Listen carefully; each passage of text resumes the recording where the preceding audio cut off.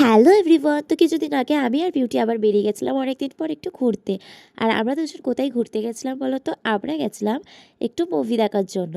তো তাই তাই জন্য আমরা তাড়াতাড়ি করে চলে এসেছি। তো তারপর আমরা চলে এসে তাড়াতাড়ি করে গিয়ে টিকিট কেটে নিচ্ছিলাম। আর আমরা এসেছিলাম আরডিবিতে। আর এখানে আমরা না যখনই আসি না একটু তাড়াতাড়ি আসি, কারণ এর বাইরেটা না বসতে খুব মজা লাগে। বসবো, ফটো তুলবো, খুব ভালো লাগে একটু টাইম স্পেন্ড করতে ওখানে বসে। তো তাই জন্য তাড়াতাড়ি করে বুক করে নিচ্ছিলাম টিকিটটা। আর না সিটগুলো বুকও হয়ে যাচ্ছিল। তো ওই জন্য তাড়াতাড়ি করে নিলাম। করে নেবার পর অনেকক্ষণ টাইম ছিল। তো তারপরে আমি আর বিউটি একটু বেরিয়ে গেছিলাম বাইরেটা বসার জন্য। এই যে একটু আগে তোমাদেরকে বললাম এখানে বসে টাইমটা স্পেন্ড করতে না খুব ভালো লাগে।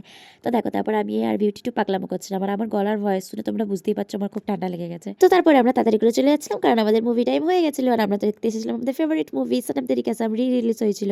তো একটু সিন মিস করা যাবে না। তো চলো আমরা মুভি এনজয় করি। আজকের জন্য এতটুকুনি, টাটা।